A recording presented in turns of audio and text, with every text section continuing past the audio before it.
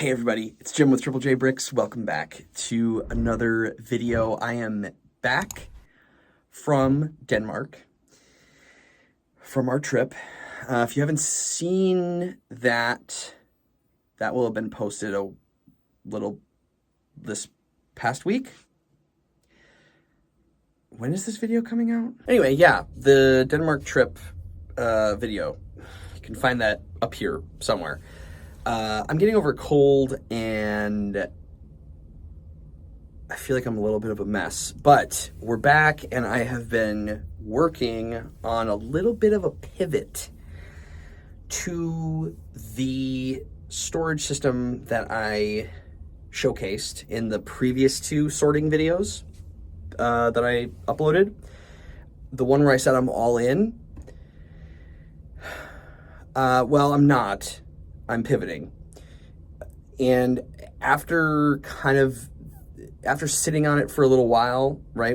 Sitting on it while I was traveling and doing some stuff, I thought more about it. And I realized that, you know, there were a lot of people commenting on it, which really further hit home that it's probably not going to be the best long-term solution for right now. And that is so many of the compartments that I had. Well, here, let me just show you. So I have done some shifting around, especially with this drawer. This is my new test drawer. I'll show you that in a second. But I've moved kind of everything I had over here into here because again, I'll explain. But essentially this is how I had it, right? This is what you saw sort of in the last couple of videos. All of these trays with these laser printed dividers, which is really awesome, that my wife has been doing for me, with all individual compartments for every type of piece. And what all of you were saying in the comments was stuff that I was concerned about when I was doing this, and that is being able to like dump out certain containers. I can't do that with this, right? Like if I pull this out, for example, let's say I want that curved slope. Well, now I'm digging my hand in here to grab this curved slope, which might not be a big deal. Like for maybe a lot of this, it might not be an issue, but for some of the smaller parts and maybe some of the stuff, yeah, it's just not feasible. It's just not feasible, and I think that I will regret it in the future. I think the concept of this is good. Like, this is ultimately what I want, but I think I'm going to want them in all these small individual containers rather than splitting up larger containers. Because, again, it does limit your ability to grab one and pull it, you know, to a workspace over here or onto the desk. And, you know, or dump it out or grab a whole bunch, especially when they're smaller pieces. So I have shifted from this because I also don't know if it's entirely feasible for the current setup I have in this studio.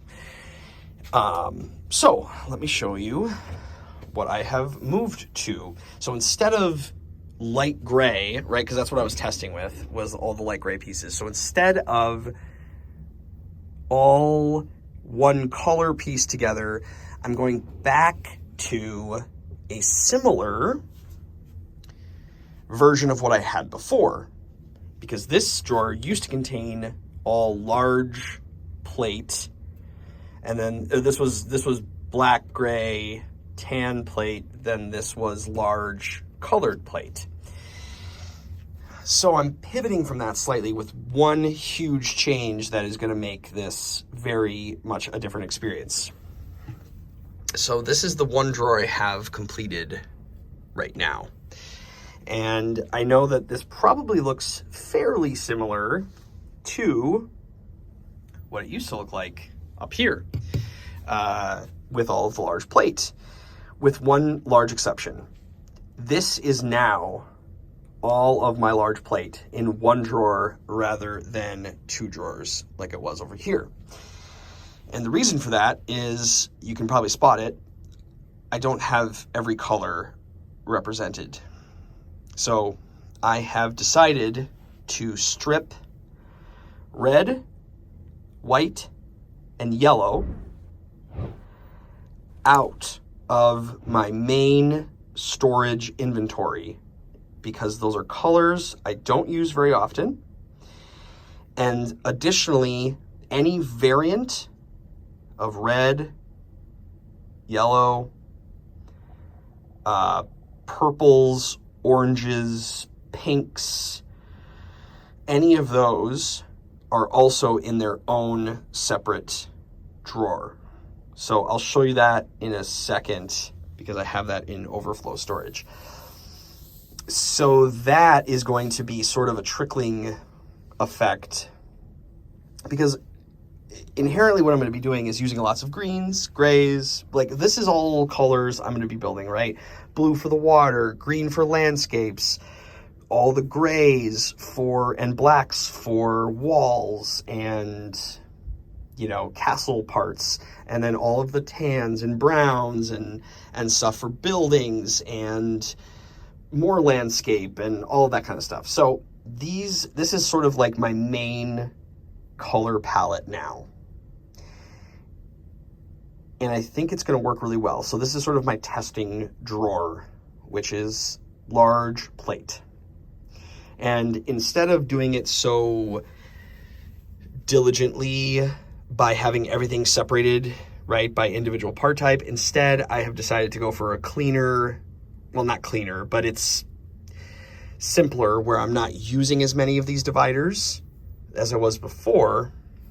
But for these larger plates, I felt much more compelled to be able to not have them split up. So I've just sort of organized them neatly, and I'm going to try to keep up on that. Like when I'm adding to it, is I don't want to destroy all of this, what I did by, you know, when I add new parts that come into the inventory. So yeah, this is kind of how I have it set up. But I decided the larger pieces don't need as many of the dividers because they are larger and easier to pull out. So that's why I'm trying to use some of the bigger containers for these, and then save some of the smaller containers, which I have over here. I've been freeing up a ton of these, and there's many, many more that I'm going to be able to free up for smaller parts.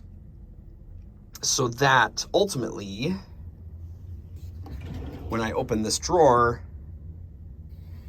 you know, if I have a bunch of small parts within a category, I can have them individually in here rather than split up like they are here. So definitely going to be using more of these for larger pieces moving forward, but this is sort of my prototype drawer and I'm very happy with it. And I think, so then what's going to happen is this will be large plate. In theory, this is going to be 2x plate, which I'm going to tackle next. 1x plate, probably. I don't think 2 and 1 will fit in here, but maybe, I don't know. 2, 1, and then maybe like wedge and modified plate. And then this top drawer, which is still all this stuff. Yeah, still will be tackling this in probably a slightly different fashion. Yeah, so I feel pretty good about it. So let's take a look at what that's done in here. So essentially, and what I've done already is pull the 2x plate and 1x plate of all of the extra colors. So this is what I'm talking about. So if it is a variant of red, pink, oranges, this is all 2x plate. And what I try to do is stack some, connected some if they were like larger together, because I just don't think I'm going to be digging through this very often. Like this is definitely a colors I won't be using a lot of. And if I need 1 or 2 for something, I can't even think of what that would be at the moment, but I'm certain there will be a time, because there are also like some golds in here. I got these gold plates. I think those came in like a VIP pack, maybe. Yeah, I'm certain I will use some color variation of this at some point, but this does not have to take up drawer space in my main storage. And that's what I've decided. And the reason, so I've done that now for larger plate. As you can see, I've stacked, like this is all larger plate. This is all I have of a color variation that isn't red, white, yellow, green, you know, blue. So that's all I have for that. So it's not even that much really. But the reason I decided to do red, yellow, and white is in my head, one, those are colors I don't normally use, and two, it works in my head, which might seem a little silly, but they are the official, those are the 3 official, like, Lego logo colors. So I was like, okay, those are going to be in their separate bags. And then all of the variants will also get put away. But every red, yellow, and white piece will be in a separate bag. So I have, much like I did here, I've stacked all of the corresponding plate to its sizes together a little bit so that, you know, they're easy to find if I need to, you know, get one of these pieces or whatever. Now I have all of these.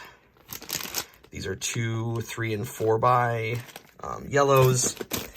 I think it's going to be fine because realistically, once I get through the remainder of these sets and once I finish all of the other castle sets and put together stuff that I have, you know, instructions for, once that's kind of completed, then I will be able to just move forward kind of with mocking and doing all that other stuff. And then, you know, I will just, the need to pull some of these parts will be less and less.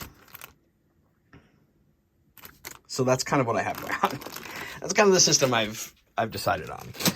And I think it'll work because while I will be filling up more of these drawers, some of these other parts, it's because some of these drawers are actually pretty empty. So some of those other parts will actually probably start to get put in here and or in here when we move to that. So I feel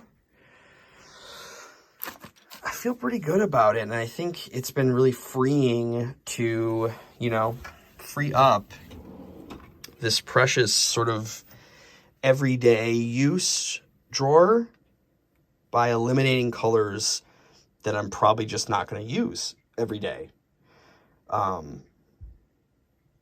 Especially when I start to do some more mock building.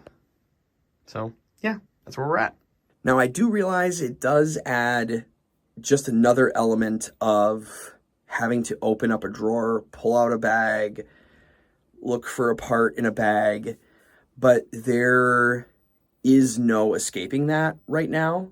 There has to be some element of that within the organizational system I currently have because of the amount of parts and the amount of storage that I have, right? In a perfect world, if I had a larger studio and I had, let's say, you know, 4 or 6 of these drawer units and 4 of these drawer units, that I could have every part have its own spot, right? Like I could do what I kind of did here, right, with this. I probably could do that, but I can't right now. And so I need to maximize the space that I'm using, but I really want to maximize these drawers as much as possible so that I am doing less, so I can put more of the important parts and separate the important parts as much as I want. And the less important parts or less used parts are then stored away. And that's just not really happening right now. So I'm going to eliminate those colors, and I think that will start to help make this feel a lot more streamlined. But, you know, it's never perfect and it's ever evolving. So, but I'm pretty happy with this, and I think it's a good pivot. I think it's a much more realistic pivot. I think I shot too close to the moon on that last try, but all of those dividers are still going to get put to use, just not as intensely as they are there. So everybody, thank you so much for watching. I will continue this video once I finish the 2x.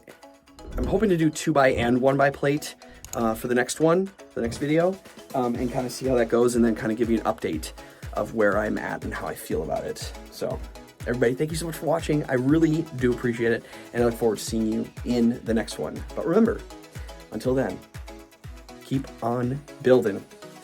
Jim, out.